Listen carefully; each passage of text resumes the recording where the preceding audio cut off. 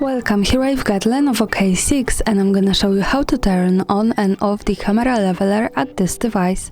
So let's start by tapping on the camera button to open it, and for now we are on standard photo mode. From here let's go to the left corner button to open the advanced camera settings. Now we have to slide a little bit down and find the triaxial leveling option, so let's pick it. Here we can decide to turn it on and off, so let me keep it turn it on now. And now in the preview at the center we have this type of lines.